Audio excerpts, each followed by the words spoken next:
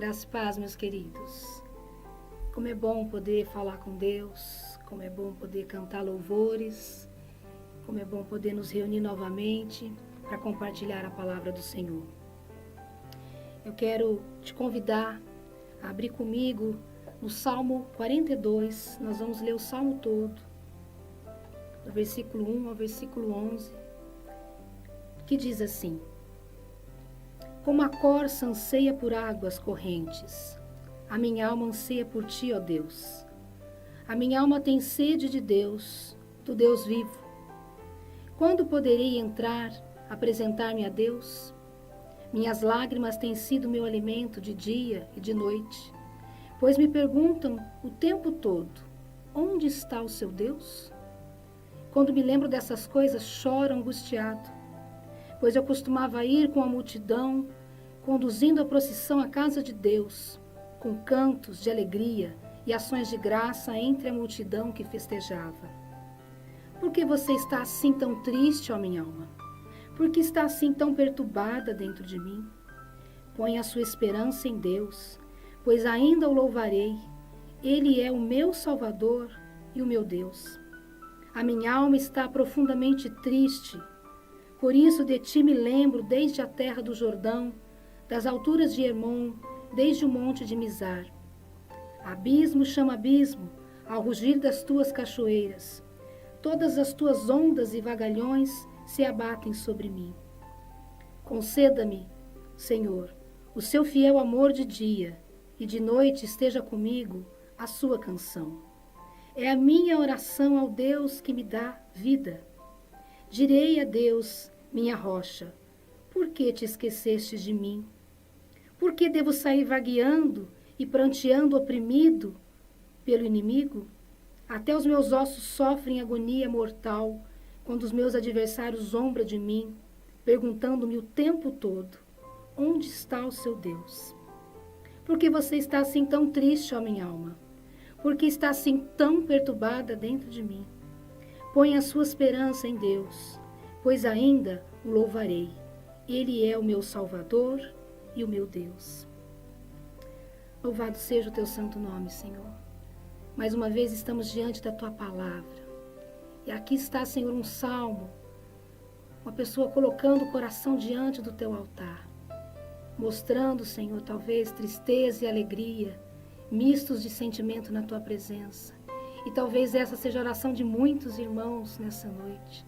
Que o Senhor possa alcançar o coração, Senhor, dos teus filhos. Que o Senhor possa falar com cada um e abençoar, Senhor, as suas famílias. Essa é a nossa oração, no nome de Cristo Jesus. Amém? Nós estamos, então, de terça-feira aqui, trazendo temas como ansiedade, solidão, angústia. E hoje nós vamos falar sobre o abatimento que tem chegado em muitos corações. E eu trouxe aqui uma pequena definição para essa palavra abatimento, que pode dizer que pode ser um enfraquecimento físico, pode ser também um enfraquecimento moral, depressão, prostração, perda ou redução da força física, enfraquecimento, falta de vigor moral, entristecimento. Isso é a descrição de uma pessoa que está abatida. E nós vemos aqui o salmista dizendo, fazendo uma comparação tão bonita. Ele diz: como a corça anseia pelas águas, assim a minha alma anseia por ti. E aí eu procurei rapidamente entender por que ele fez essa comparação da corça que anseia por águas. E eu busquei e diz que a corça, ela busca por águas porque ela é um animal do deserto. E ela não possui muita gordura corporal para manter por muito período sem água. Então ela precisa buscar muita água, ela anseia por águas. E por isso ela tem então o olfato apurado. E ela consegue então sentir o cheiro de água muitos quilômetros de distância. E ela tem essa sede incessante. E por isso ela batalha por essa água.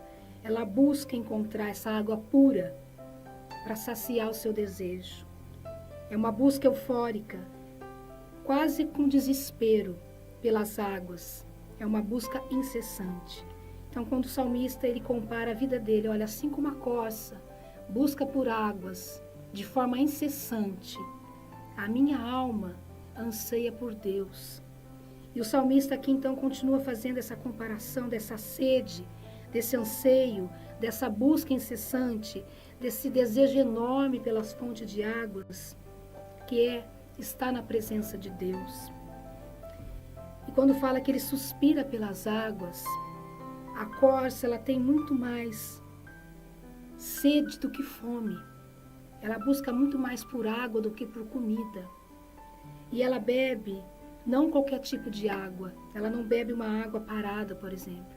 A corça ela busca a água da nascente, na fonte. Então ela vai até a montanha para beber água pura. Então o salmista está dizendo aqui, olha, nós temos que ser como a corça. Buscar beber da presença de Deus. Buscar a presença do Senhor com essa sede, para nos saciar somente nele.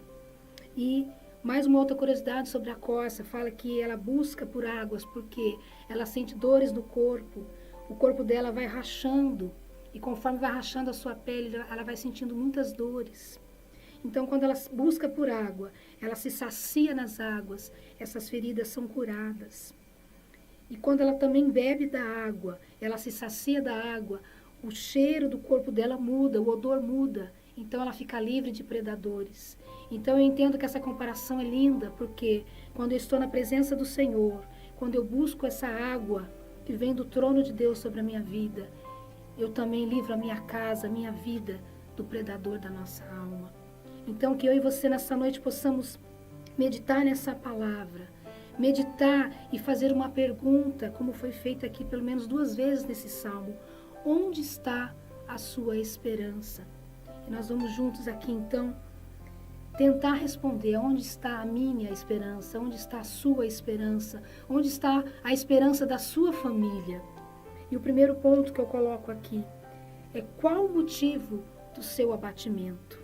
O salmista diz assim, minhas lágrimas têm sido o meu alimento de dia e de noite, pois me perguntam o tempo todo, onde está o seu Deus? Quando me lembro dessas coisas, choro angustiado, pois eu costumava ir com a multidão, conduzindo a procissão à casa de Deus, com cantos de alegria e de ações de graça entre a multidão que festejava. Então esse salmo aqui exprime várias emoções em conflito, misturando tristeza com alegria, misturando medo com fé, misturando dúvida com devoção. O salmista aqui, ele estava cativo, ele estava exilado, então ele estava impedido de ir à casa de Deus, ele estava impedido de adorar ao Senhor com a multidão, conforme ele estava acostumado. E nós também, estamos impedidos de alguma forma de estarmos reunidos com a multidão.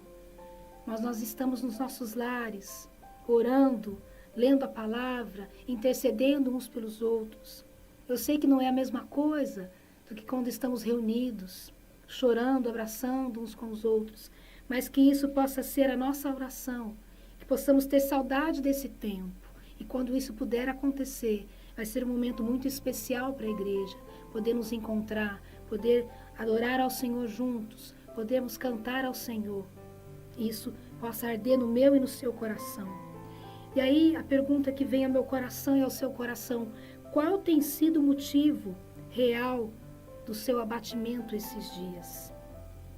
Muitas pessoas não param para refletir, para analisar as suas emoções. Por que eu estou abatido?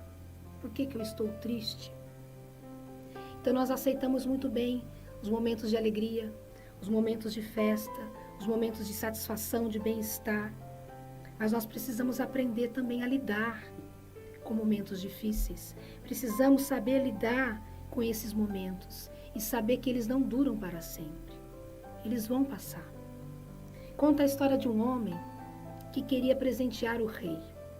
E então ele foi buscar conselho de um sábio. E ele disse, olha, eu gostaria de presentear um rei, e ele é uma pessoa muito especial, mas o que eu poderia dar para uma pessoa que tem tudo? Então o sábio disse para ele, olha, dê um anel para ele. Falou, um anel? Falou, mas não é um anel qualquer. Um anel que tem os seguintes dizeres, isso também vai passar.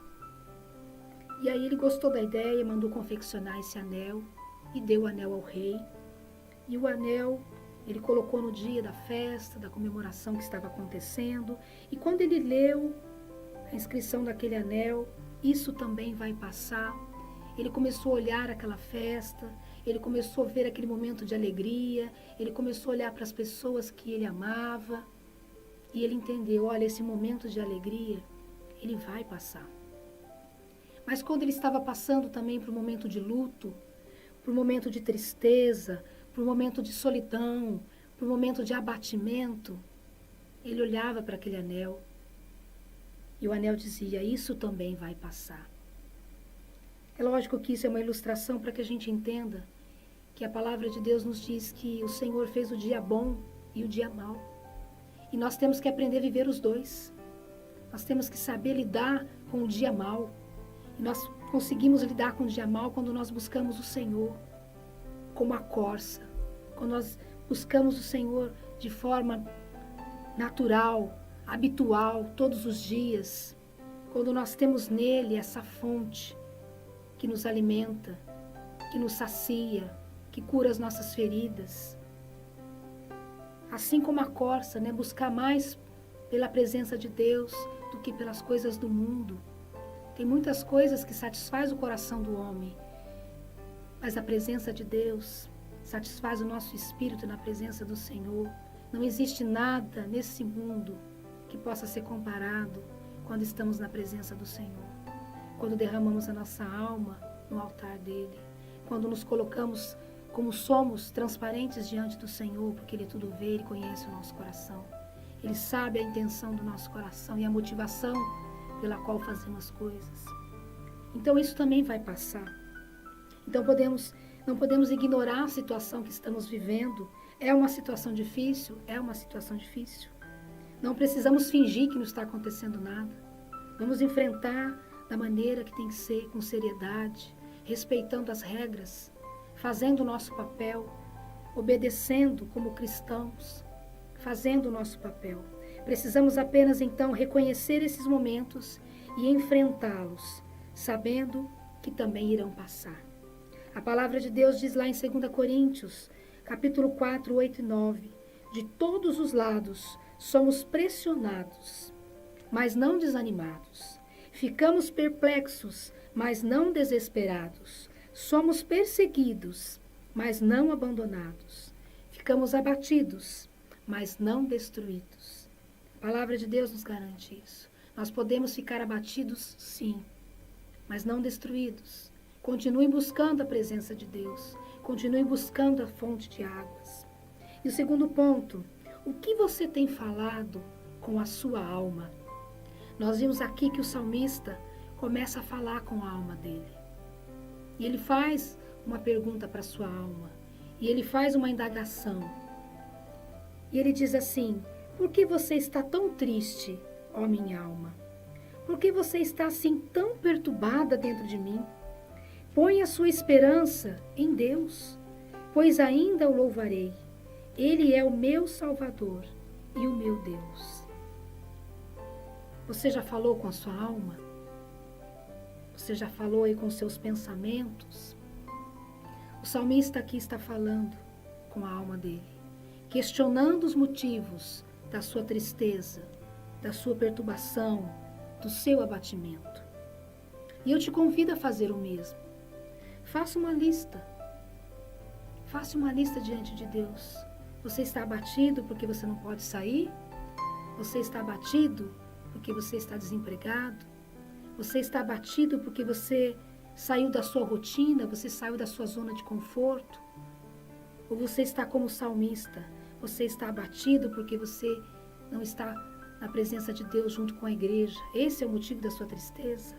Aqui ele diz que o motivo da tristeza dele era esse. Ele gostaria de estar com a multidão, ele gostaria de estar à igreja, ele gostaria de estar louvando, mas ele estava impedido de fazer isso. Mas eu e você podemos fazer, podemos adorar a Deus aonde nós estivermos, Podemos levantar um altar do Senhor, que já está dentro do nosso coração.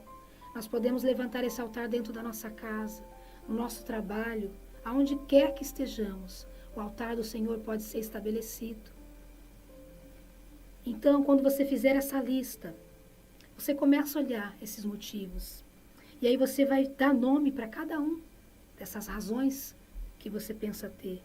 Então você vai ver se elas são reais, se esse abatimento ele é real, ou se é fruto da sua imaginação, se na verdade você não precisaria estar assim. E aí vem a segunda parte, e ele faz uma pergunta: o que fazer então? Ele diz: põe a sua esperança em Deus. Ele continua dizendo: põe a sua esperança em Deus. Então a minha esperança e a sua esperança, ela não pode estar no governo, como muitos têm colocado a esperança. A nossa esperança não pode estar no nosso dinheiro, nos nossos títulos, nas nossas economias, no nosso conhecimento, nas nossas influências. Aonde está a nossa esperança? A nossa esperança precisa estar em um lugar seguro. A nossa esperança precisa estar firmada na rocha. A nossa esperança não pode ser abalada, porque ela está no Senhor. Ele é o lugar seguro. Ele é a rocha eterna. É nele que nós devemos colocar e depositar a nossa esperança, a nossa confiança. E eu consigo colocar a minha esperança no Senhor desde que eu conheça o Senhor, desde que eu saiba quem é esse Deus que cuida da minha vida, que guarda a minha família, que me abençoa, que me dá vida, saúde, trabalho, disposição, que me desafia a fazer coisas que eu nunca fiz, que me capacita para fazer essas coisas. Eu preciso conhecer esse Deus para que eu possa confiar nele, para que eu possa entregar a minha confiança, a minha esperança nele. E a palavra de Deus diz lá no Salmo 37:19, em tempos de adversidade não ficarão decepcionados, em tempos de fome desfrutarão fartura. Eu creio que muitos cristãos, muitos filhos de Deus estão vivendo isso. Em tempos de fome, em tempos de crise, estão desfrutando de fartura, porque o corpo de Deus tem se movimentado. As pessoas têm colocado o coração diante de Deus e têm sido generosas. As pessoas têm sido alcançadas. E é tão bom quando a gente se coloca para fazer parte desse movimento. Nós não precisamos estar em destaque para fazer isso. Muitos que estão produzindo, muitos que estão fazendo escondidos, ninguém está com luz ou holofote em cima dessas pessoas. Assim são os intercessores que estão orando, chorando, clamando madrugada dentro, enquanto nós dormimos. Irmãos clamam pela nossa vida e não tem holofote sobre a vida dessas pessoas, mas elas estão fazendo aquilo que o Senhor chamou para fazer. Estão produzindo, estão chorando na presença de Deus. Então eu creio que o Senhor é esse que na adversidade, Ele não nos decepciona. Ele nos abençoa e nós podemos então desfrutar de fartura. Mas o terceiro ponto desse salmo, que possamos refletir juntos, é uma pergunta também. O que você tem falado com Deus? O que você tem falado com Deus? E ele continua dizendo, uma oração que ele faz no meio desse salmo: conceda-me, Senhor, o seu fiel amor de dia. De noite esteja comigo a sua canção. É a minha oração ao Deus da minha vida. Conceda-me, Senhor, o teu amor de dia, e à noite esteja comigo a tua canção. Do que mais nós vamos precisar se durante o dia o amor do Senhor estiver conosco? Se à noite a canção, o agradecimento, a gratidão estiver também no meu coração. Eu vou desfrutar do amor durante o dia e à noite eu tão somente vou agradecer, eu vou cantar a esse Deus, eu vou glorificar o nome dele. Então, o salmista ele começa a falar com o Senhor. E aí eu pergunto para os irmãos, que foi a pergunta que veio ao meu coração também, o que nós temos apresentado diante de Deus? Qual tem sido a nossa oração esses últimos dias? Muitos estão querendo ensinar Deus a ser Deus. Muitos estão falando com ele como se ele não soubesse o que fazer. Como se ele não soubesse tudo o que está acontecendo. Como se ele não conhecesse o tempo. Como se ele não mudasse as estações. Como se ele não desse ordem ao dia e à noite. Como se ele não conhecesse as estrelas pelo nome. Como se ele não conhecesse a nossa dor.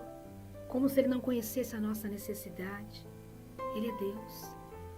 Então, quando nós nos apresentarmos diante de Deus, quando nós formos falar com o Senhor, é claro que nós precisamos colocar diante dele as nossas fraquezas.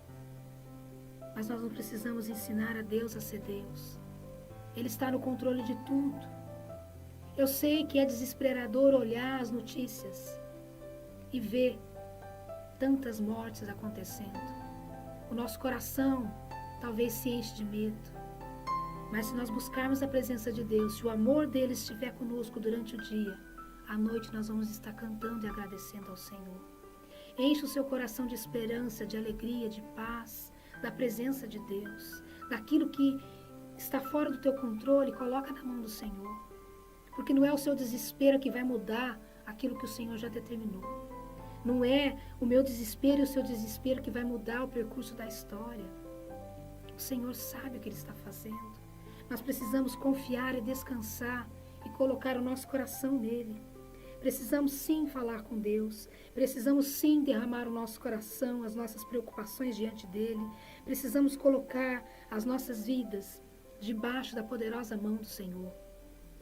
Precisamos apresentar as nossas fraquezas e reconhecer os nossos limites diante do Senhor. E mais, precisamos ter coragem de perguntar qual é o nosso papel nisso tudo que está acontecendo. O que eu posso fazer? O que nós podemos fazer?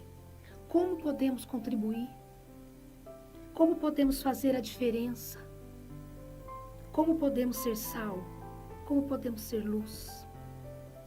São nessas oportunidades que a igreja pode ser sal e luz. Nessas oportunidades o corpo de Cristo se levanta e se move e faz a diferença. Nesses momentos de dificuldade é que a nossa fé é provada. É fácil ter fé na fartura. É fácil ter fé quando tudo vai bem. É fácil estar feliz na festa. Mas e quando vem a morte? E quando vem o luto? E quando vem o abatimento? Como que eu lido com isso?